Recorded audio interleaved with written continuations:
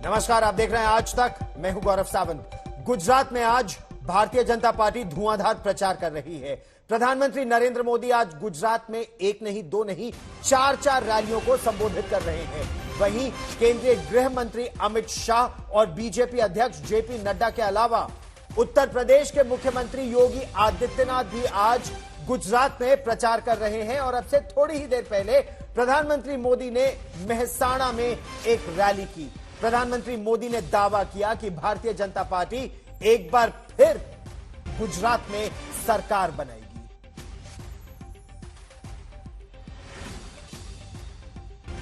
એમ લાગે છે કે આ ચૂંટણી મોદી નથી લડી રહ્યા, ન નરેન્દ્ર લડે છે ને ભૂપેન્દ્ર લડે છે। આ ચૂંટણી આ મંચ પર બેઠા છે ને એ નથી લડતા। આ વખતે ગુજરાતની ચૂંટણી ગુજરાતની जनता લડી રહી છે। ગુજરાતના જવાનીઓએ આ વિજય ધ્વજ પોતાના હાથમાં ઉપડાવ્યો છે। માતાઓ બહેનો મેદાનમાં ઉતરી છે અને એટલે જ્યાં જઈએ ત્યાં એક જ અવાજ સંભળાય, एक ज नारो गूंजे छे, फिर एक बार, फिर एक बार, फिर एक बार। तो एक नहीं, दो नहीं, चार रैलियां हैं बीजेपी के दिग्गजों की। आप प्रधानमंत्री नरेंद्र मोदी आज 4 रैली कर रहे हैं। केंद्रीय गृह मंत्री अमित शाह 3 रैलियां कर रहे हैं। जेपी नड्डा 2 रैलियां कर रहे हैं, एक सभा को भी संबोधित कर रहे हैं। इसके अलावा उत्तर प्रदेश के मुख्यमंत्री योगी आदित्यनाथ 3 रैलियां कर रहे हैं, एक रोड शो उनका हो रहा है। और ये बीजेपी का बड़ा शक्ति प्रदर्शन इस समय गुजरात में चल रहा है। और गुजरात के मेहसाणा में प्रधानमंत्री नरेंद्र मोदी की रैली से पहले उनकी टोपी और उनकी टी शर्ट्स की एक तरह से लूट मच गई। बीजेपी कार्यकर्ता प्रधानमंत्री नरेंद्र मोदी वाली टी शर्ट के लिए छीना झपटी करते नजर आए। तस्वीर को देखिए, ये बीजेपी के मुताबिक प्रधानमंत्री नरेंद्र मोदी की लोकप्रियता का जीता जागता उदाहरण है। सबूत है कि कार्यकर्ता और जनता अपने नेता की टी शर्ट और कैप हासिल करने के लिए, जैसा आप इन तस्वीरों में देख सकते हैं, एक दूसरे से लड़ने को भी तैयार है।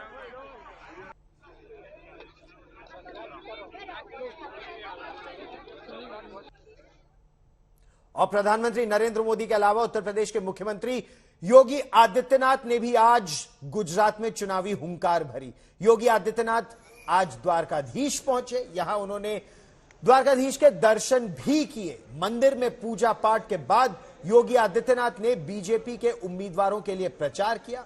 इस दौरान उन्होंने द्वारकाधीश यानी योगेश्वर श्री कृष्ण के मथुरा और वृंदावन से द्वारका आने और दोनों जगहों से योगेश्वर श्री कृष्ण, भगवान श्री कृष्ण के संबंध का भी जिक्र किया। 4 धाम में एक प्रमुख धाम, भारत की कोटि कोटि जनता की आस्था की प्रतीक भगवान द्वारिकाधीश को कोटि कोटि नमन करते हुए मैं आप सबका हृदय से अभिनंदन करता हूं। मैं आप सबका अभिनंदन इसलिए भी करता हूं कि हमारे मथुरा वृंदावन के कान्हा को आपने द्वारिकाधीश बना करके लोक पूज्य बना दिया। और गुजरात चुनाव में एआईएमआईएम के सांसद असदुद्दीन ओवैसी की पार्टी भी ताल ठोक रही है। लेकिन कांग्रेस का आरोप है कि असदुद्दीन ओवैसी तो भारतीय जनता पार्टी की बी टीम की तरह काम कर रहे हैं।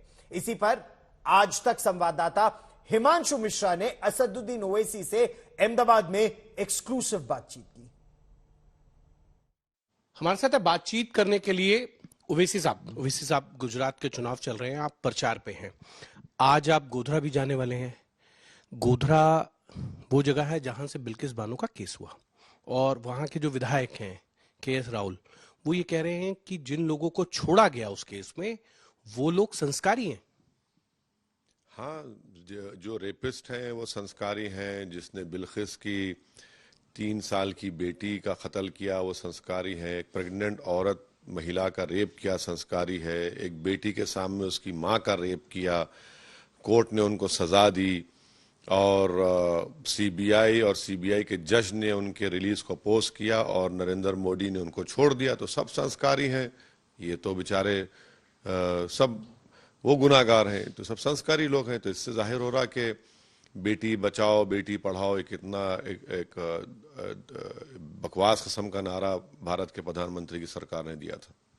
अंकिता को लेकर कल असम के मुख्यमंत्री यहाँ आए थे, हेमंत बिस्वा शर्मा। हाँ, श्रद्धा को लेकर आए। उन्होंने एक बयान दिया कि लव जिहाद का मामला है ये, इसको लेकर तो अलग तरीके से जो है इन्वेस्टिगेशन हो और सजा होनी। उनको चाहिए मेघालय या आसाम पुलिस ने जो गोलियां चलाई हैं पर वहां जाए, लोग मर रहे हैं, यहाँ आकर क्या झूठ बोल रहे हैं, क्या बकवास बात करते हैं। देखिए, महिलाओं पर जो जुल्म देश में होता है वो मर्दों की सिक माइंडसेट की वजह से होता है। इसको कैसे खत्म किया जाए। अब वो आजमगढ़ में एक लड़की के 6 टुकड़े कर दिए गए। दिल्ली में एक लड़की ने इंटरकास्ट मैरिज की तो उसके ही पिता ने उसको मारकर सूटकेस में फेंक दिया। आज दिल्ली में एक ड्रग एडिक्ट ने अपने ही घर में जाकर अपनी माँ को, अपने पिता को उनका मर्डर कर दिया। ये नजर नहीं आता क्या उनको? फिर ये क्यों कर रहे हैं? इसलिए कर रहे हैं क्योंकि मुसलमानों से नफरत पैदा किया जाए। इससे आप जुल्म हुआ है उस महिला पर, बराबर सब साथ हैं उसके, मगर इसको अगर आप मजहब का रंग देंगे, कलर देंगे, तो फिर ये तो आपके दिमाग की बीमारी है। ये थे ओवैसी। कैमरामैन संजीव कुमार के साथ हिमांशु मिश्रा, अहमदाबाद।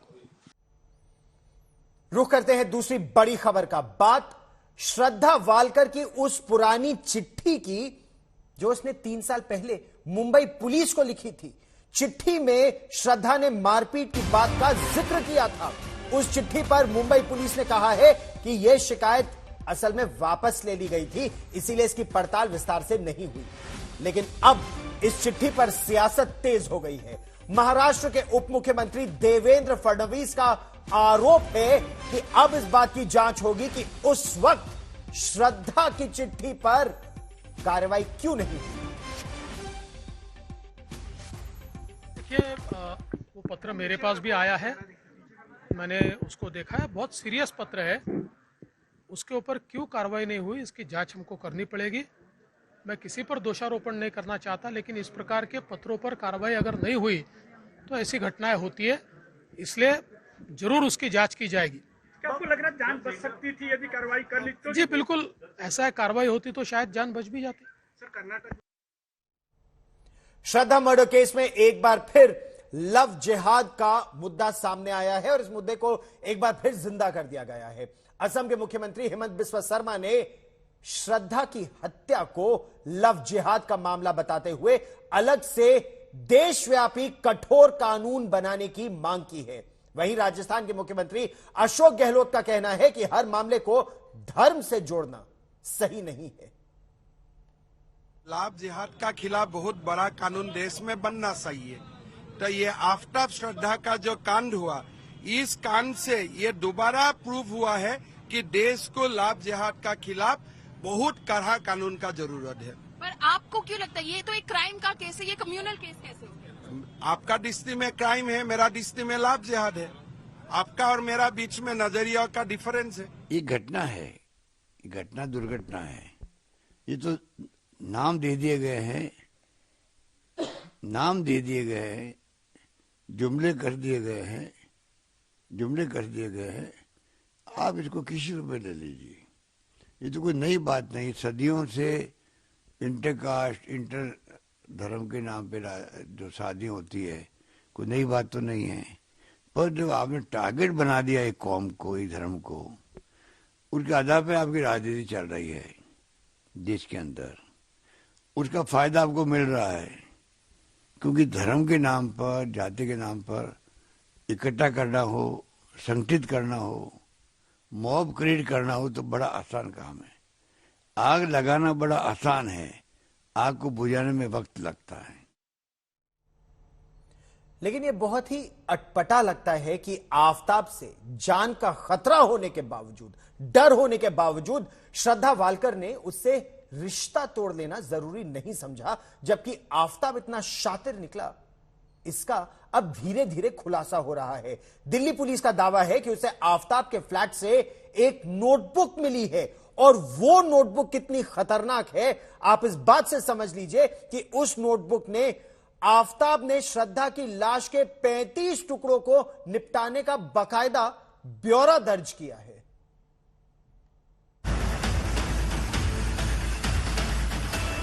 इस शख्स को अब पूरा देश जान चुका है। आफताब पूनावाला के अपराधों की जैसे जैसे डिटेल आ रही है, जानने सुनने वाले यही पूछ रहे हैं, क्या कोई शख्स इतना जल्लाद भी हो सकता है? आफताब की क्राइम फाइल का खुलता हर पन्ना इशारा कर रहा है कि आफताब एक साइको किलर है। दिल्ली पुलिस ने आफताब के फ्लैट से एक नोटबुक मिलने का दावा किया है। दिल्ली पुलिस की माने तो इस नोटबुक में बाकायदा श्रद्धा की लाशों के टुकड़ों का हिसाब किताब लिखा है। इस नोटबुक में लाश के टुकड़ों को किन किन जगहों पर ठिकाने लगाया गया। आफताब के बयान और नोटबुक के डिटेल के आधार पर पुलिस ने सबूतों की तलाश की और जांच में आफताब की नोटबुक बड़ा जरिया बन गई। ज्यादा नहीं बताया उसने कुछ ऐसा। फिर बातें करते करते सडन ऑफ उसने मुझसे बोला कि do you have any doctors number जो ड्रग्स वग्स का कुछ ऐसा करे। मैंने सर्च किया, मैंने बोला डॉक्टर तो मेरी लिस्ट में कोई है नहीं। बोला कोई ऐसा रिहैब सेंटर। मैंने चेक किया, वो भी मुझे नहीं मिला। मैंने बोला प्रॉब्लम क्या है? बोला कि एक्चुअली मेरा जो बॉयफ्रेंड है वो ड्रग एडिक्ट है, मुझे मारता पीटता है, अब्यूज़ करता है मुझे जब वो नशे करता है, तो मैं चाहती हूँ कि मैं उसको इस चीज़ों से बाहर निकालूं। दिल्ली पुलिस के मुताबिक आफताब के घर से एक रफ साइड प्लान भी मिला है, जिसमें कुछ नक्शे, ड्राइंग और जगहों के नाम लिखे हैं। इनमें मेहरौली के जंगल, मैदानगढ़ी के तालाब, मेहरौली का 100 फुटा रोड और गुरुग्राम की डीएलएफ फेज 3 की कुछ जगहों के नाम लिखे हैं। पुलिस को पुख्ता यकीन है कि आफताब ने इन्हीं जगहों पर श्रद्धा की लाश के टुकड़े और हथियारों को ठिकाने लगाया है। रफ नक्शे में गुरुग्राम की डीएलएफ फेज 3 का भी जिक्र है। पुलिस को शक है कि आफताब ने लाश के टुकड़े करने वाली आरी और ब्लेड को गुरुग्राम में ही डीएलएफ फेज 3 की झाड़ियों में फेंका है, जबकि चापड़ मेहरौली के 100 फुटा रोड पर मौजूद एक कूड़ेदान में फेंका। कत्ल के बाद श्रद्धा के कपड़े आफताब ने छतरपुर पहाड़ी के कूड़ा गाड़ी में फेंके, ऐसा पुलिस को लग रहा है। 11 दिनों से दिल्ली पुलिस की गिरफ्त में मौजूद आफताब ये दावा कर रहा है कि वो पूछताछ में पूरी तरीके से पुलिस का सहयोग कर रहा है। यहां तक कि उसने ये भी कहा कि उसने एक नक्शा बनाकर दिल्ली पुलिस को दिया है, जिसके जरिए पुलिस हर उस जगह पहुंच सकती है जहां पर उसने शव के टुकड़ों को फेंका, आरी फेंकी। लेकिन पुलिस को अभी तक इस मामले में सिर्फ कुछ हड्डियां बरामद हुई हैं। आफताब की नोटबुक और साइड प्लान से दिल्ली पुलिस को जांच में आगे बढ़ने का रास्ता मिला, लेकिन जब तक जांच में मिले सबूतों की डीएनए टेस्ट से पुष्टि नहीं हो जाती, दिल्ली पुलिस की ये सारी कवायद किसी काम की नहीं मानी जाएगी। श्रद्धा की हत्या हुई है, ये साबित करने के लिए सीएफएसएल की रिपोर्ट का इंतजार दिल्ली पुलिस को बेसब्री से है। हिमांशु मिश्रा के साथ अरविंद ओझा, दिल्ली आज तक। हम आपको कुछ तस्वीरें दिखाएंगे। हम आपको श्रद्धा की वो तस्वीर दिखाएंगे जिसमें वो खुश थी, जिंदा दिल थी, दोस्तों के बीच हंसती थी, और फिर एक तस्वीर दिखाएंगे श्रद्धा जो पिटी, श्रद्धा जो बार बार मार खाई, और श्रद्धा जिसके अब टुकड़े टुकड़े हो चुके हैं। आज श्रद्धा का पहला वीडियो सामने आया। इस वीडियो में श्रद्धा क्लासरूम के कोने में खड़ी दिख रही है। क्लास में किसी नाटक का सीन चल रहा है। यह वीडियो कब का है इसकी अभी औपचारिक पुष्टि तो नहीं हुई है, लेकिन श्रद्धा के एक दोस्त के मुताबिक यह वीडियो दिखाता है कि श्रद्धा कितना खुश थी पहले। आज वो श्रद्धा जीवित नहीं है, क्योंकि आफताब पर उसने भरोसा किया। अपने परिवार और दोस्तों को छोड़कर वो दिल्ली आफताब के साथ चली आई, उस व्यक्ति के साथ चली आई जिसने उसका गला घोंट कर उसकी हत्या कर दी, और फिर पुलिस के मुताबिक उसके शरीर के 35 टुकड़े करके दिल्ली के अलग कोनों में फेंक दिया। वो श्रद्धा कैसी थी और अपनी जिंदगी से कितनी खुश थी, ये हम आपको इसके पहली वीडियो के जरिए इस रिपोर्ट में दिखाएंगे।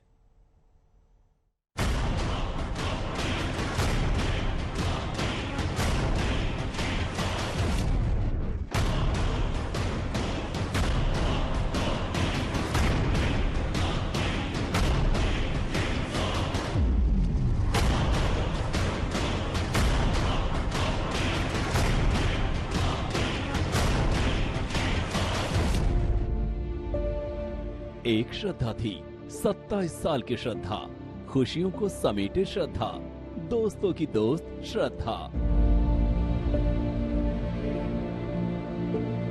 लेकिन अब ना वो श्रद्धा है, ना वो खुशियां।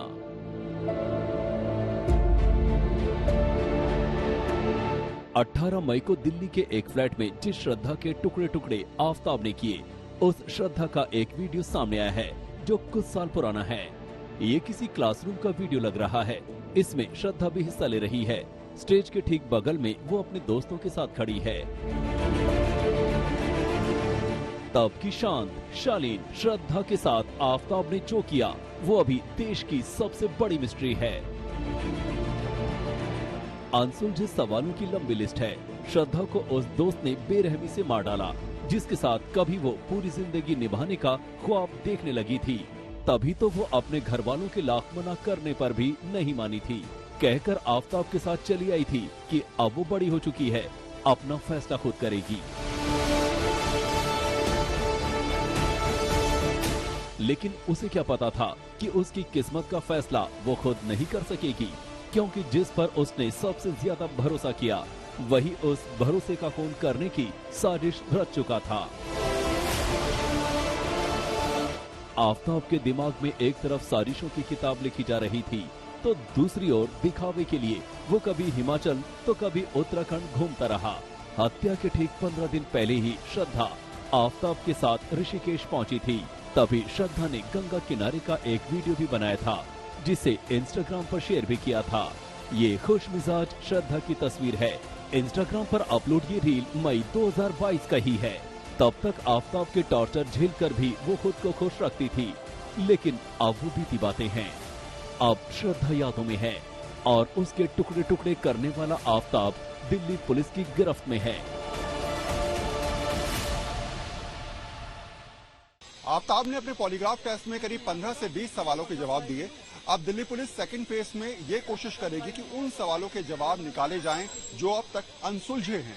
ऐसे में करीब 35 से ज्यादा और सवाल हैं जो आफताब को उनके जवाब देने हैं, और शायद यही वजह है कि कल के और अगले 35 सवालों को जोड़कर करीब 51 ऐसे सवाल होंगे जिसको बहुत जल्द दिल्ली पुलिस आफताब से पूछेगी और उसका जवाब ढूंढेगी। आफताब से पॉलीग्राफ टेस्ट कर मिस्ट्री को सुलझाने की कोशिश जारी है। आफताब के परिवार वालों से इस सनसनीखेज कत्ल को लेकर पुलिस ने सवाल जवाब किए हैं। साथ ही पुलिस की एक टीम ने छतरपुर पहाड़ी स्थित आफताब के फ्लैट जाकर फिर पड़ताल की है।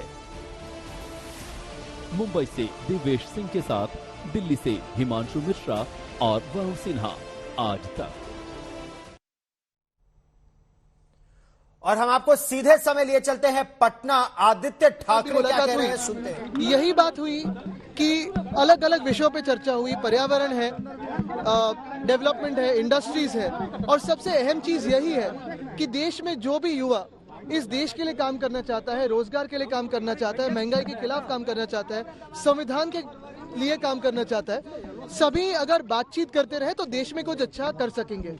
राजनीति की जो बात है, चुनाव की बात है, यहाँ कहीं हमने करी नहीं है, क्योंकि ये बातें तो राजनीतिक पक्ष करते रहते हैं। लेकिन आज सबसे अहम बात यही थी कि मुलाकात करना जरूरी था। हम पहले से दोनों परिवार के संबंध हो, दोनों पक्ष के संबंध हो, अच्छे हुए हैं, कभी भी कटुता आई नहीं है। और यही बात को आगे लेते हुए मुझे यकीन है कि ये दोस्ती आगे चलते रहेगी। इसमें राजनीतिक रंग अपना लाए, यह मेरी आपसे विनती है। मैंने तो कहा है जब भी वक्त हो मुंबई में आए, और ये आना जाना अभी चलते रहेगा। उन्होंने भी मुझसे कहा है कि अगले टाइम 2-3 दिनों के लिए यहाँ टूरिज्म हो, फॉरेस्ट हो, वो देखने के लिए आए। और मुंबई में भी काफी मैंने इनवाइट किया। देश में युवाओं का जो राजनीति होगी उसका नेतृत्व कौन करेंगे? तेजस्वी करेंगे? ये देखिए, हर बार राजनीति करना जरूरी नहीं है। काम करना हो तो कोई भी कर सकता है। तेजस्वी जी काम अच्छा कर रहे हैं, हम दोनों बातचीत करते रहते हैं, और आगे लंबे रेस की घोड़े हैं। मुंबई में बिहार में क्या सोचना चाहिए? बिहार में जिस तरीके से महागठबंधन ने नहीं होगा, ये इंश्योर करते हैं आप? जो करते थे वो भाजपा के साथ है, उन्होंने जवाब देना चाहिए। आप लोग आपके बिहारियों को पहले से बेहतर ट्रीटमेंट मिलेगा, विरोध होगा? अगर आप देखें तो महाराष्ट्र में सब लोग साथ में रहते हैं। पिछले 2-2.5 साल में भी अगर आप देखें महाविकास आघाड़ी की सरकार थी, संविधान के हिसाब से चल रहे थे और विकास और तरक्की कर रहे थे। जो बातें कब्र में चली गई आप लोग उसको जिंदा करना चाहते हैं। अभी चुनौती जो है संविधान को बचाने की और लोकतंत्र को बचाने की है, और लोकतंत्र और संविधान बचाने के लिए हम लोगों से जो बल होगा वो करेंगे।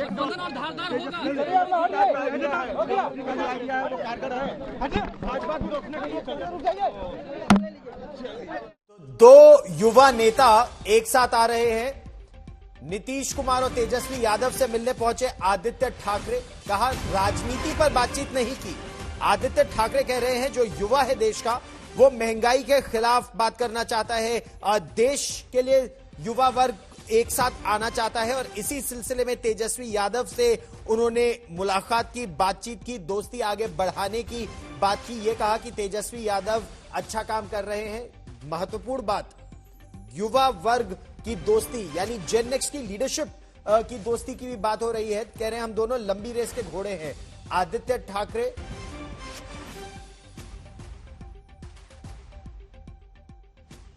और अब एक बार फिर हम श्रद्धा की बात करते हैं, आफताब की बात करते हैं। 27 साल की श्रद्धा वालकर पुलिस के मुताबिक अब इस दुनिया में नहीं है। उसकी चिट्ठियां, उसके कुछ मैसेजेस जो थे, व्हाट्सएप मैसेजेस, वो चीख चीख कर गवाही दे रहे हैं कि आफताब ने उसे किस तरह की धमकियां दी थी, और वो धमकी सच हो गई। 23 नवंबर 2020 को श्रद्धा ने मुंबई पुलिस को बाकायदा एक लिखित शिकायत की थी कि आफताब ने धमकी दी है कि वो उसे न केवल मार डालेगा बल्कि उसके शरीर के टुकड़े टुकड़े कर देगा और फेंक देगा। 18 मई को यही हुआ। इस चिट्ठी के साथ ही श्रद्धा का जो आखिरी इंस्टाग्राम मैसेज था वो भी आफताब के खिलाफ एक बड़ी गवाही दे रहा है। मारपीट, गाली गलौज, धमकी और ब्लैकमेल, गला घोंटकर मारने की कोशिश, टुकड़े टुकड़े कर फेंकने की धमकी, मर्डर के बाद चिट्ठी की गवाही। ये श्रद्धा की चिट्ठी नहीं, आफताब के खिलाफ जैसे श्रद्धा की लिखी चार्जशीट है। ये चिट्ठी नहीं, आफताब के खिलाफ श्रद्धा की सबसे बड़ी गवाही है। चिट्ठी की तारीख पर गौर कीजिए, 23 नवंबर 2020, और इसके सामने आने की तारीख यानी आज की तारीख पर गौर कीजिए, 23 नवंबर 2022। जब दिल्ली पुलिस आफताब के खिलाफ सबूत जुटाने की जद्दोजहद कर रही है, श्रद्धा के साथ आफताब की बेरहमी यानी टुकड़े टुकड़े किए गए शव के हिस्से इकट्ठा कर रही है, तब श्रद्धा की ये चिट्ठी सामने आई है जो आफताब के जुल्म और उसके जुर्म दोनों की कहानी बयां कर रही है। 23 नवंबर 2020 को ये चिट्ठी श्रद्धा ने मुंबई के तुलिंग पुलिस स्टेशन में लिखी थी। श्रद्धा ने शिकायत की थी कि आफताब से उसकी जान को खतरा है, वो उसे मारकर टुकड़े टुकड़े करने की धमकी देता है। आफताब मेरे साथ मारपीट और गाली गलौज करता है। आज उसने गला घोंटकर मुझे जान से मारने की कोशिश की। वो टुकड़े टुकड़े कर मेरी जान लेने की धमकी देता है और ब्लैकमेल करता है। मेरे साथ उसकी मारपीट के 6 महीने हो गए हैं। पुलिस के पास जाने का मुझ में साहस नहीं, क्योंकि उसने मुझे जान से मारने की धमकी दी है। इस चिट्ठी के करीब 1.5 साल बाद श्रद्धा की शिकायत का हर शब्द हकीकत में बदल गया। पुलिस के मुताबिक 18 मई को आफताब ने गला घोंटकर श्रद्धा को मार डाला और फिर उसके 35 टुकड़े कर उसे जंगल, तालाब और न जाने कहां-कहां फेंक दिया। सिर्फ चिट्ठी ही नहीं, श्रद्धा ने अपना ये दर्द एक टीवी एक्टर से भी साझा किया था, जिससे उसकी मुलाकात समुद्र किनारे सफाई अभियान के दौरान हुई थी। मैंने बोला प्रॉब्लम क्या है, बोला कि एक्चुअली मेरा जो बॉयफ्रेंड है वो ड्रग एडिक्ट है, मुझे मारता पीटता है, अब्यूज़ करता है मुझे जब वो नशे करता है, तो मैं चाहती हूँ कि मैं उसको इस चीज़ों से बाहर निकालूं। आफताब तो ड्रग्स के शिकंजे से बाहर नहीं निकला, उल्टा उसने श्रद्धा को ही नर्क जैसी जिंदगी दी। उसी का सबूत ये चिट्ठी है जिसमें श्रद्धा कह रही है कि आफताब उसकी जान लेने पर तुला है। उस वक्त श्रद्धा और आफताब लिव इन में मुंबई के पास वसई में रहते थे। श्रद्धा ने मारपीट की बात अपने रिपोर्टिंग मैनेजर को भी बताई थी।